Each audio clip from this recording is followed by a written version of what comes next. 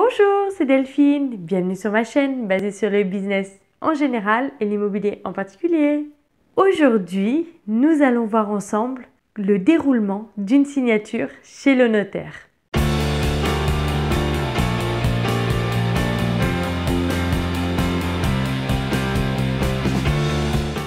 Alors ça y est, c'est le grand jour, vous avez trouvé le bien à acheter.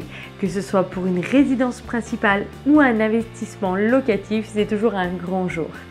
Votre offre d'achat a été acceptée parce que bien sûr, on n'a pas oublié de négocier le prix du bien. Donc, je vous renvoie à la vidéo qui traitait de ce sujet juste ici.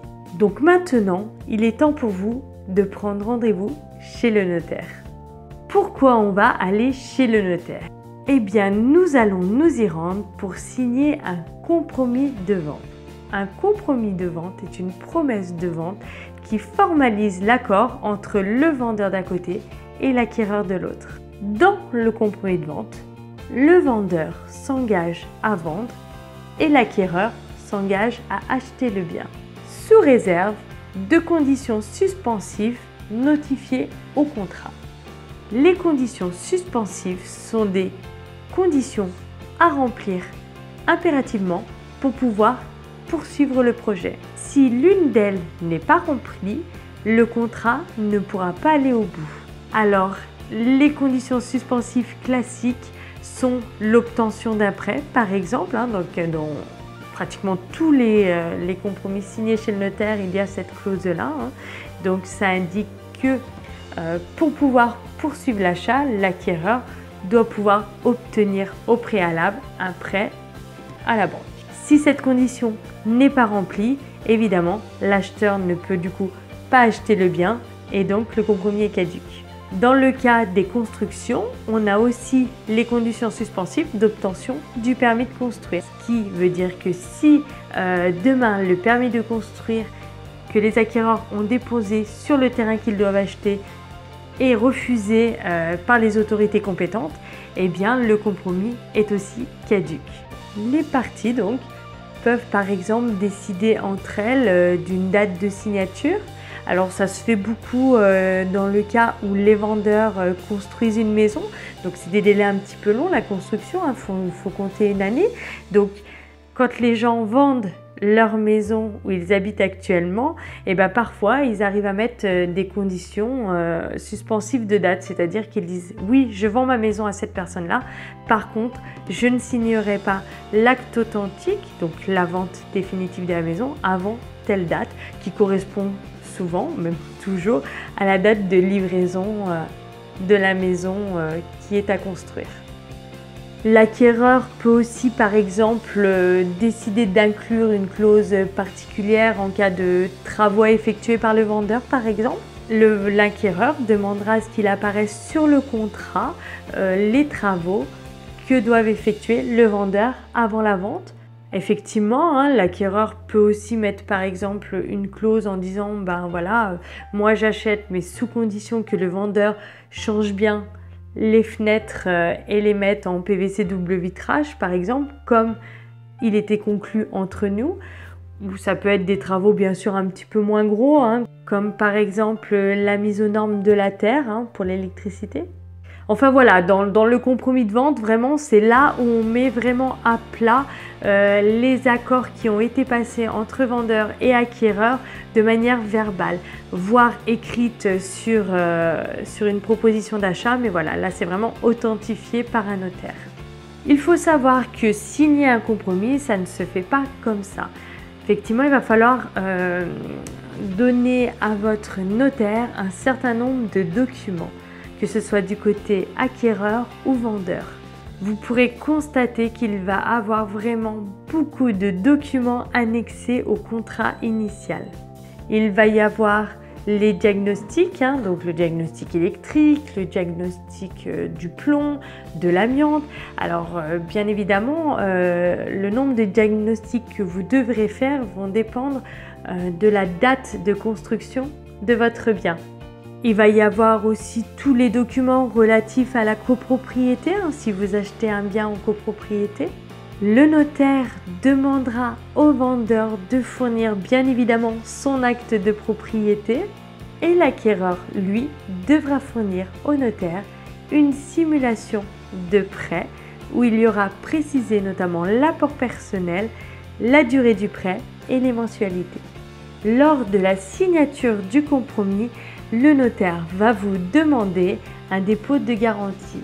Alors un dépôt de garantie, c'est une avance sur les frais de notaire, mais aussi une avance sur le prix de vente. Le dépôt de garantie permet au notaire de faire les démarches administratives nécessaires à la vente du bien. Il y a des démarches administratives qui sont payantes. Voilà pourquoi le notaire vous demande une avance sur ses frais.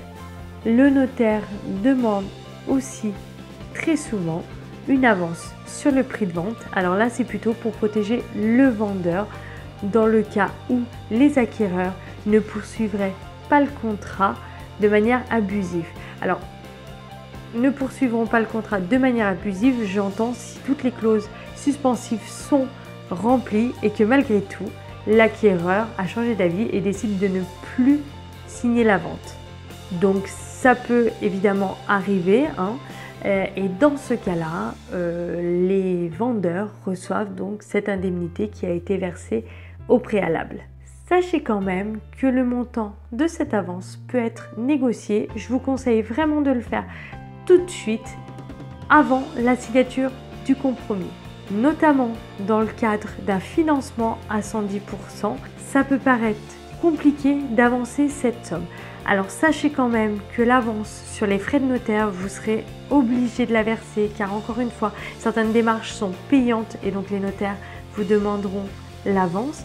Mais pour ce qui est de la partie pour protéger un peu les vendeurs, vous pouvez très bien faire valoir que vous faites un financement à 110% et que donc vous ne pouvez pas verser d'avance.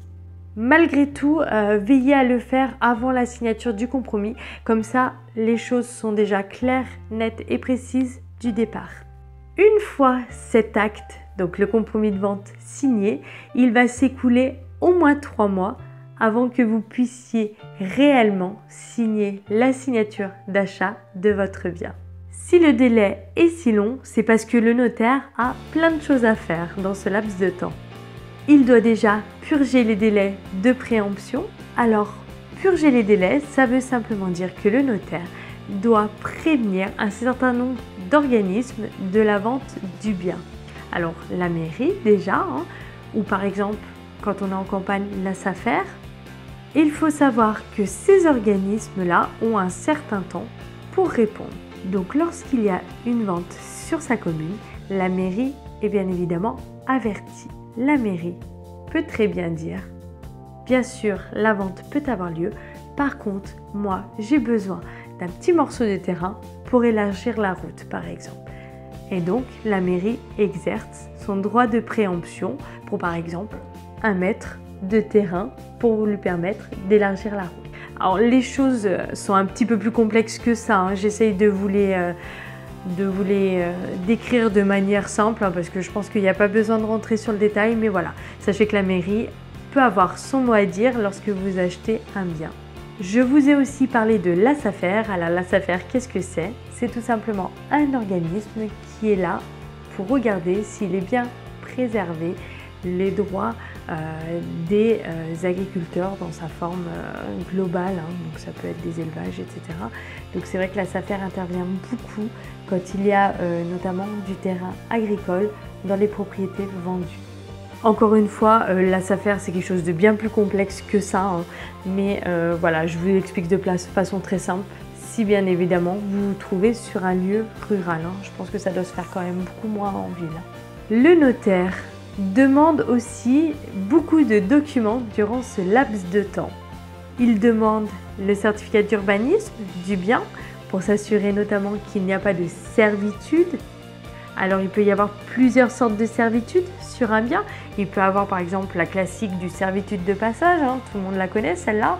Donc ça peut être un document qui explique que, par exemple, vous avez le droit de passer sur un chemin particulier ou que votre voisin a le droit de passer dans votre jardin, par exemple, pour se rendre sur son terrain qui est à l'arrière.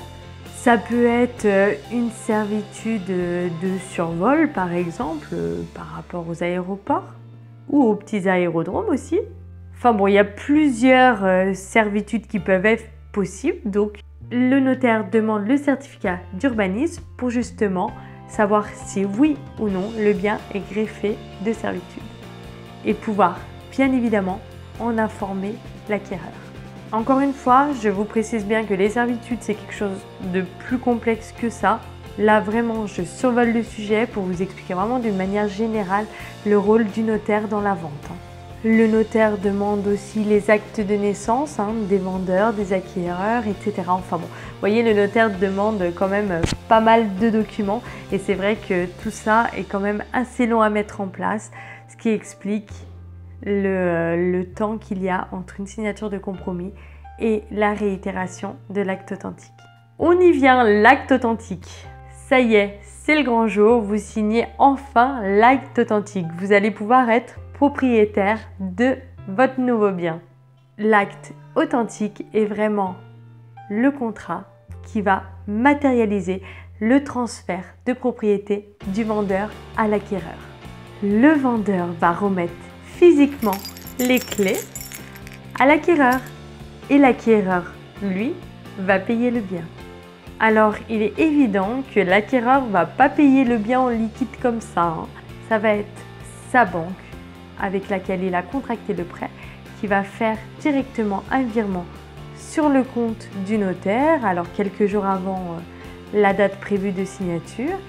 Et puis, ce jour-là, lorsque les papiers seront signés par tout le monde, que l'échange de clés aura été effectué, le notaire fera alors un virement du montant du bien sur le compte des vendeurs. Alors on va pas se le cacher, les frais de notaire sont quand même élevés, mais sachez que lorsque le notaire aura procédé à tous les enregistrements, etc. Donc les enregistrements, ce sont tout simplement les papiers de transfert de propriété, qui vont passer du nom du vendeur au nom de l'acquéreur. Et bien, quand tout ça aura été fait, souvent le vendeur vous rembourse un petit peu d'argent parce que finalement, vous en avez donné trop dans les frais de notaire. Donc il faut quand même apprendre à être patient. Ils ne vous remboursent pas ça 3 jours après. Ça met souvent 1 an, voire 1 an et demi avant que vous receviez le chèque. Mais bon, ça fait toujours plaisir de l'avoir. Lors de la signature, que ce soit pour la signature du compromis de vente ou la réitération de l'acte authentique, sachez que le notaire est là aussi pour répondre à vos questions. N'hésitez pas vraiment à le solliciter. N'hésitez pas à lui demander par exemple s'il y a certains termes que vous ne comprenez pas au contrat. Vraiment, il est là pour vous les expliquer, donc profitez-en et ça vous permettra de voir les choses beaucoup plus clairement. Voilà, c'est fini pour aujourd'hui. Je vous laisse me dire dans les commentaires ce que vous en avez pensé. J'espère que vous avez trouvé ça intéressant. N'hésitez pas à vous abonner à la chaîne, mettre un petit pouce si vous avez aimé. Et puis moi je vous dis à bientôt. Bye bye!